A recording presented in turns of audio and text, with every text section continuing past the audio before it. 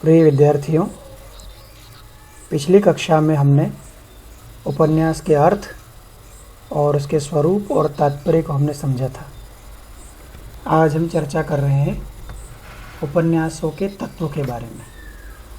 उपन्यास के वे कौन से तत्व हैं जिनसे उपन्यास बनता है, इसको हम देखें।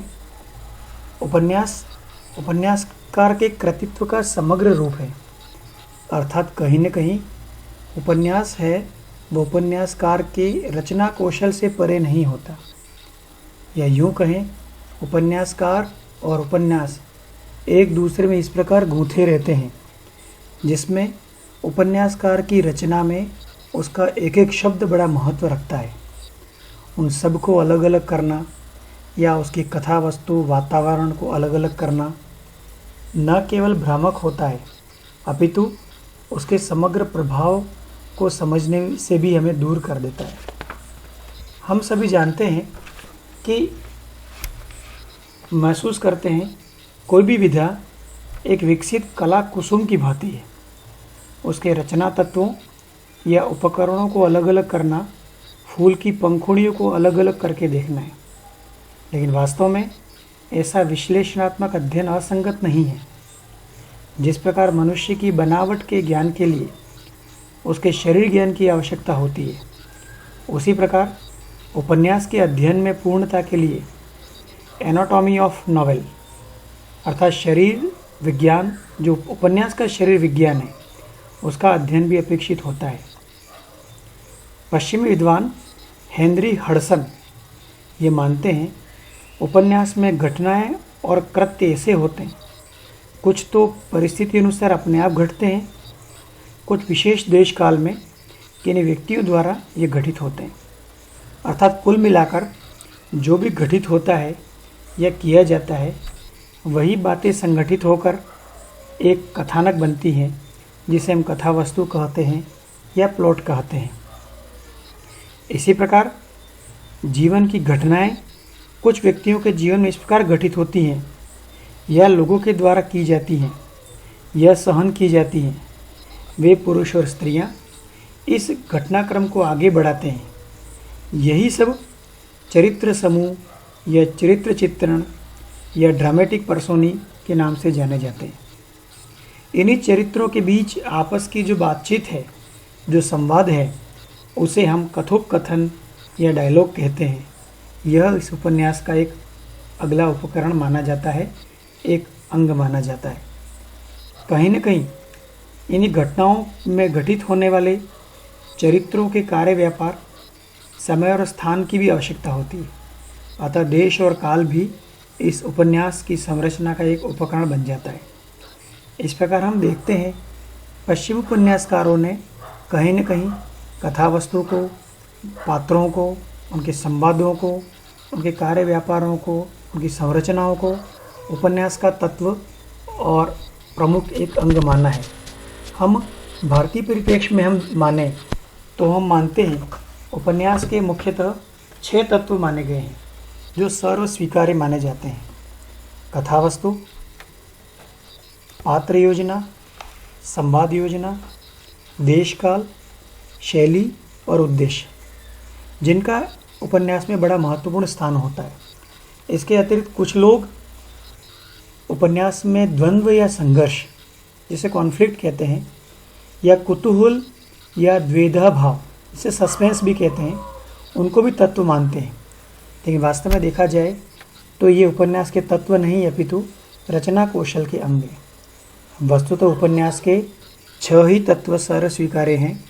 उसमें सबसे पहला तत्व होता है कथा वस्तु या कथानक। ये पहला तत्व, इसके अंदर कथा सूत्र, इस कथा सूत्र को ही अंग्रेजी में थीम भी कहते हैं। थीम का तात्पर्य है सारी कहानी या सारा उपन्यास जिस घटना के इर्द गिर्द बुना हो, उसे थीम या कथा सूत्र कहते हैं। इस कथा सूत्र में भी अनेक प्रकार के अलग अलग भेद आते हैं। मुख्य कथानक, आधिकारिक कथानक, प्रासंगिक कथाएं, अंतर कथाएं, उपकथाएं। मुख्य कथानक या मुख्य कहानी को ही हम प्लॉट कहते हैं, और प्रासंगिक और उस मुख्य कथा को आगे बढ़ाने वाली घटनाओं को हम अंतर कथाएँ और प्रासंगिक कथाएँ कहते हैं, जिसे अंग्रेजी में एपिसोड भी कहा जाता है। उनको भी आगे बढ़ाने वाली छोटी घटनाओं को उपकथा या अंडर प्लॉट के नाम से भी हम जानते हैं। कहीं न कहीं चाहे वो अंतर कथा हो, चाहे प्रासंगिक कथा हो, चाहे उपकथा हो, कहीं न कहीं ये मुख्य कथानक को आगे बढ़ाते हैं, मुख्य घटनाओं को आगे बढ़ाने का काम करते हैं। दूसरा प्रमुख तत्व होता है चरित्र चित्रण। किसी भी कहानी और कथानक में कथा से भी अधिक महत्वपूर्ण उसके पात्र होते हैं, उसके चरित्र होते हैं। ये पात्र अपने क्रियाकलापों द्वारा न केवल कथा वस्तु का निर्माण करते हैं, कथा वस्तु को आगे बढ़ाते हैं। ये पात्र अपनी सजीवता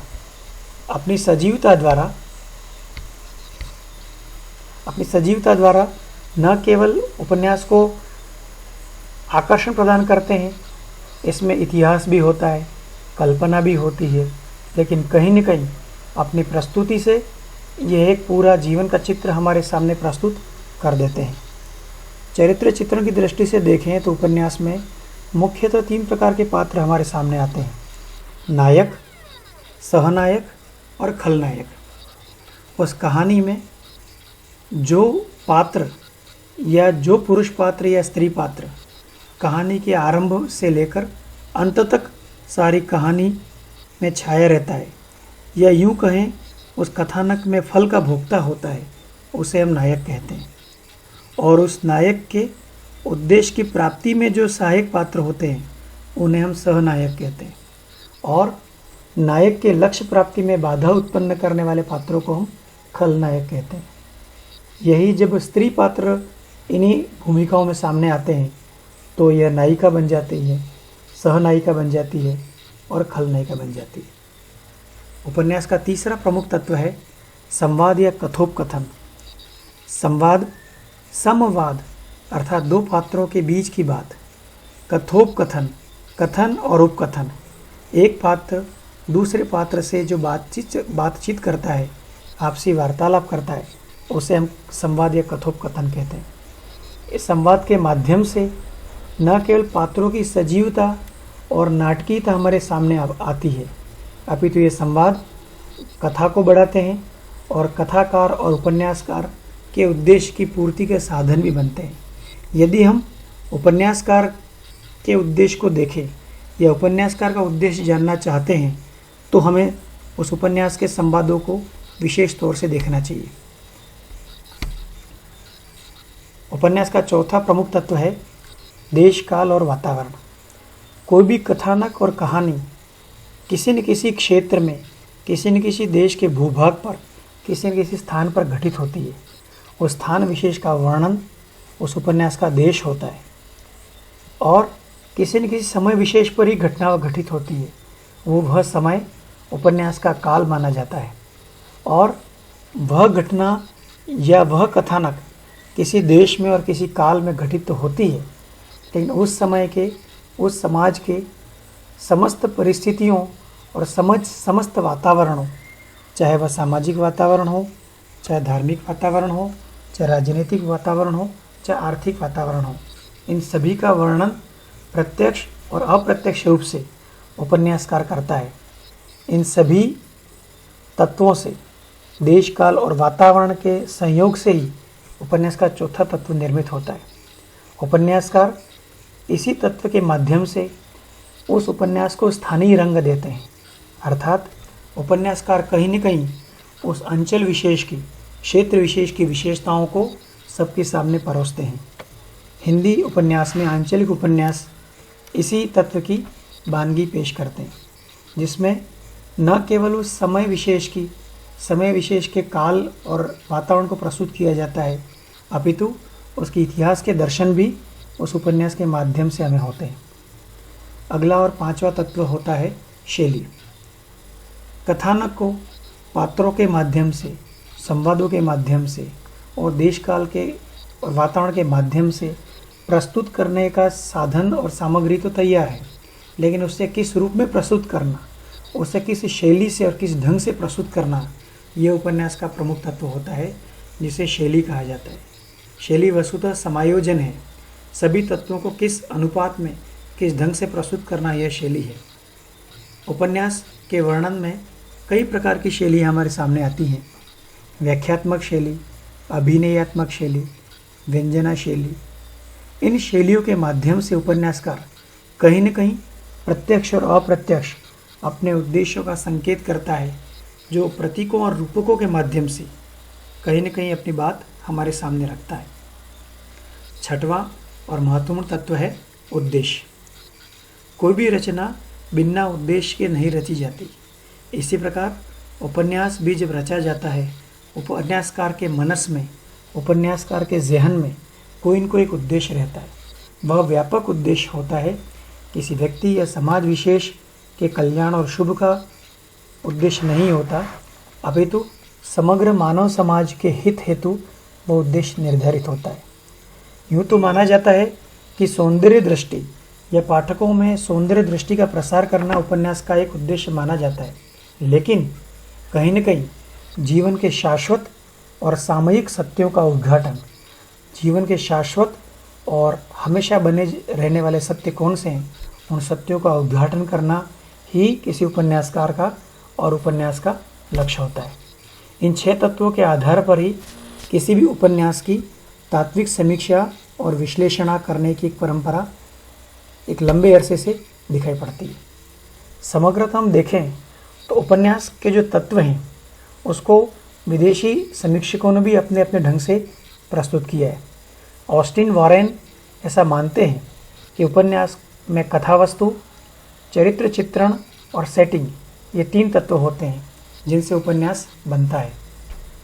हम मानते हैं उपन्यास विधा मूलतः 2 प्रकार के तत्वों और 2 प्रकार की शैलियों से संयोग का एक नाम है। एक तत्व है कथा तत्व, दूसरा है संरचना तत्व। अर्थात उस कथा में घटनाएं हैं, लेखक का स्वयं का अनुभव है, लेखक का अपना दृष्टिकोण है, उसके विचार हैं, और जिस उद्देश्य को लेकर वह उपन्यास रचा जा रहा है वह कहीं न कहीं कथा तत्व के अंतर्गत ही माने जाते हैं। और इन सभी कथा तत्वों को विभिन्न भंगिमाओं के माध्यम से, संवादों के माध्यम से, चरित्र चित्रण के माध्यम से, वातावरण, भाषा और रस के माध्यम से हमारे सामने प्रस्तुत किया जाता है। यह उपन्यास का संरचना तत्व है। समग्रतः हम देख सकते हैं कथा तत्व और संरचना तत्व, इन दोनों के सार्थक संयोग का नाम ही उपन्यास है। धन्यवाद।